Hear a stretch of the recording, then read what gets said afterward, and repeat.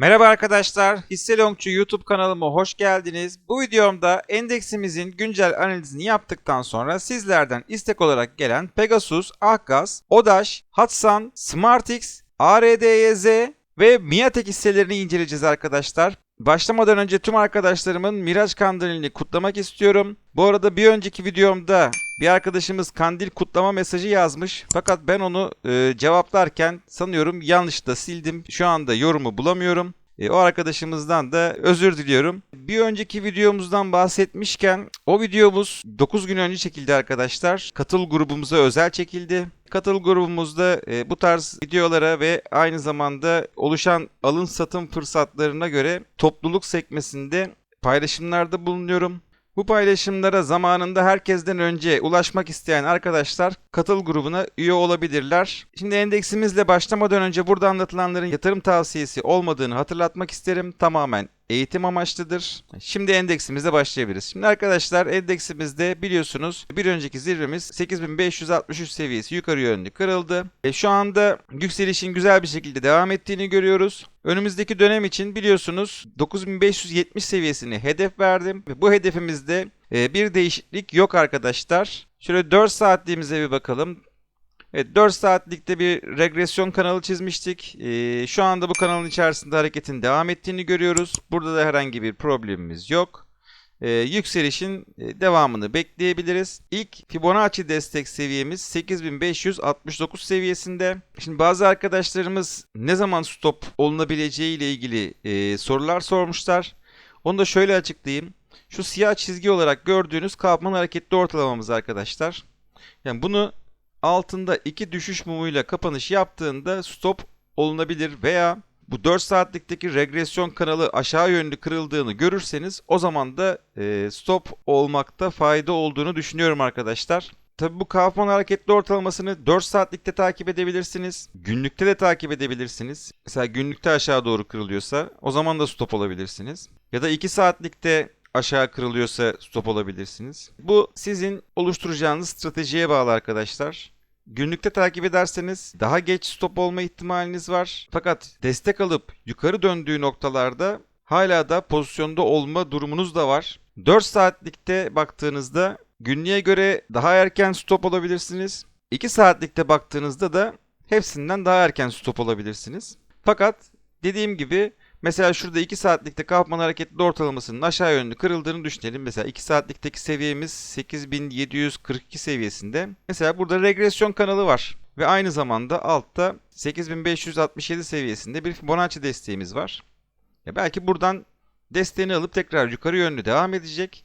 Ama siz stop olduğunuz için pozisyondan çıkmış olacaksınız. Dolayısıyla herkesin risk seviyesine göre stop olma noktalarını kendisinin belirlemesinde fayda var arkadaşlar. Ben stop olma konusunda alfa trend indikatörünü çoğunlukla kullanıyorum ve 2 saatlikte takip ediyorum arkadaşlar. 2 saatlikte alfa trend indikatörü SAT'a dönüyorsa o zaman stop oluyorum. Mesela 2 saatlikte alfa trend indikatörü 5 Ocak'ta ala dönmüş ve bir daha SAT'a dönmemiş zaten. Alfa trend indikatörümüz 2 saatlikte SAT'a dönerse ben stop olurum. Dediğim gibi bu herkesin kendi stratejisinde alacağı riskle alakalı bir şey arkadaşlar. İsterseniz 2 saatlikte takip edebilirsiniz, isterseniz 4 saatlikte, isterseniz de günlükte takip edebilirsiniz. Evet, şimdi sizlerden istek olarak gelen hisselere geçebiliriz arkadaşlar.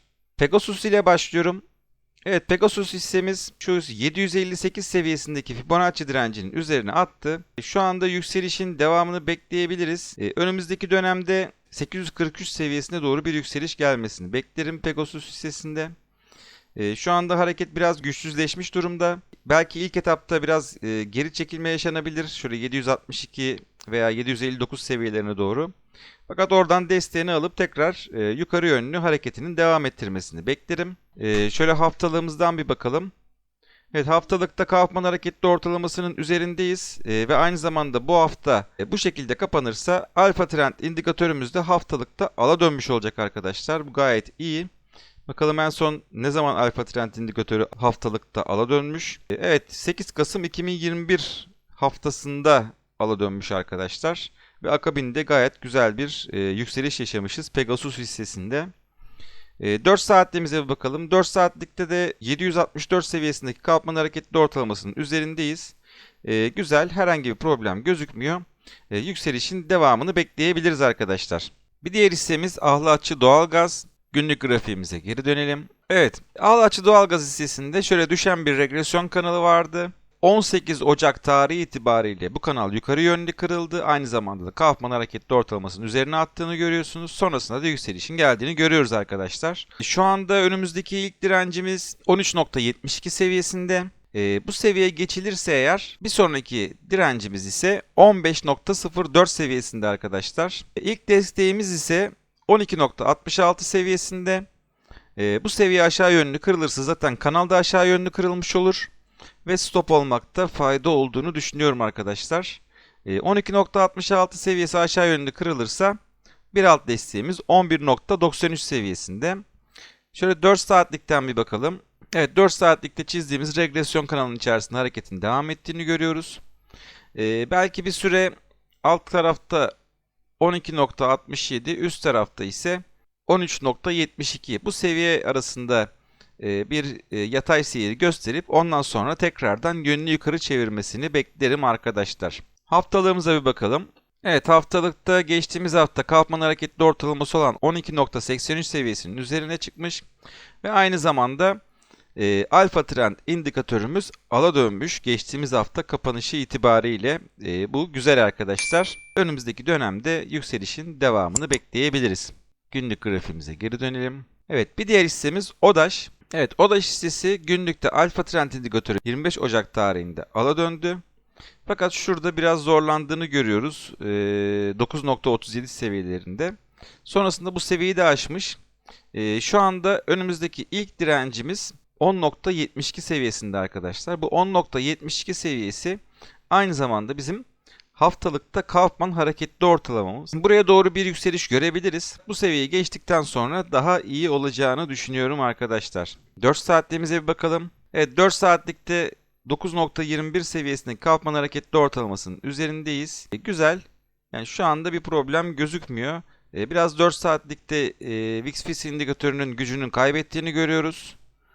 Şöyle günlüğümüze geri dönelim. Evet, günlükte de VIX indikatörünün gücünün kaybettiğini görüyoruz arkadaşlar. Yani yerin girişleri için şu anda riskli olabilir. Ve ilk etapta Kaufman hareketli ortalaması olan 9.09 seviyesine doğru bir geri çekilme görebiliriz arkadaşlar. Buradan desteğini alıp yönünü yukarı çevirdikten sonra dediğim gibi 10.72 seviyelerine doğru bir yükseliş görebiliriz. Eğer ki 9.09 seviyesindeki Kaufman hareketli ortalaması aşağı yönlü kırılırsa bu sefer de 7.83 seviyesine doğru bir düşüş görebiliriz arkadaşlar. Evet, bir diğer hissemiz Hatsan. Evet, Hatsan bugün tavan yaptı arkadaşlar. Gayet güzel bir yükseliş oldu. Şu anda bir önceki zirvesine çok yakın vaziyette. Bu seviye ise 84.10 seviyesi arkadaşlar. Bu seviye yukarı yönlü kırılırsa önümüzdeki dönem için hedefimiz 98 seviyesi olur arkadaşlar. Buradan bir dirençle karşılaşıp yönünü aşağı çevirmesi durumunda ilk desteğimiz ise 72.60 seviyesinde. Burası kırılırsa 62.05 seviyesinde bir desteğimiz daha bulunmakta arkadaşlar. Evet, bir diğer hissemiz SmartX yazılım.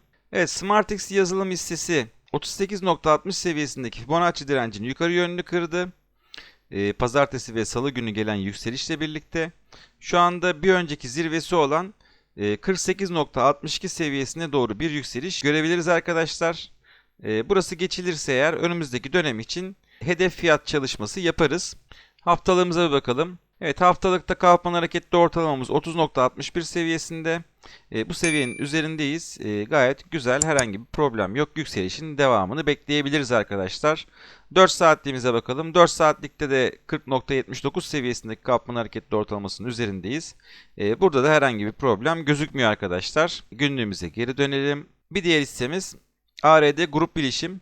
Evet, ARD Grup Bilişim hissesi için biliyorsunuz en son 42.5 seviyesini hedef vermiştim. Bugün itibariyle bu seviyenin de yukarı yönlü kırıldığını görüyoruz. Bir sonraki hedefimiz 51.20 seviyesine doğru yükselişin devamını beklerim arkadaşlar. 51.20 seviyesi de yukarı yönlü kırıldıktan sonra tekrardan bir hedef fiyat çalışması yaparız. Şu anda herhangi bir problem gözükmüyor hissede. Gücünü de kaybetmemiş gözüküyor. VIX indikatöründeki gri mumun boyu gayet uzun. Haftalık grafiğimize bir bakalım. Evet, haftalıkta da Kaufman hareketli ortalamasının üzerindeyiz. Gayet iyi, herhangi bir problem yok. 4 saatliğimize bir bakalım. Evet, 4 saatliğimizde şöyle regresyon kanalını uzatalım. Evet, 4 saatlikte regresyon kanalının artık zirvesine geldiğimizi görüyoruz arkadaşlar. Belki buralardan böyle bir geri çekilme ya da yatar bir seyir olabilir. Ama şu 42,5 seviyesi aşağı yönlü kırılmadığı sürece 51,20 seviyesine yükselişin devamını bekleyebiliriz arkadaşlar. Birlikte takip edeceğiz. Evet, bir diğer hissemiz Miatek. Şöyle günlük grafiğimize geri dönelim. Evet, Miatek hissesi de 49,56 seviyesindeki Fibonacci direncin üzerine attı. Gayet güzel. Bugün de tavan kapattı zaten. Hareketin gücünü de kaybetmediğini görüyoruz. Şu anda ilk hedefimiz 63,20 seviyesi arkadaşlar. Bu seviyeye doğru yükselişin devamını bekleyebiliriz. Bu seviye geçildikten sonra yeni hedef fiyat çalışmaları yaparız arkadaşlar. Şöyle 4 saatliğimize bir bakalım. Evet, 4 saatlikte de herhangi bir problem gözükmüyor.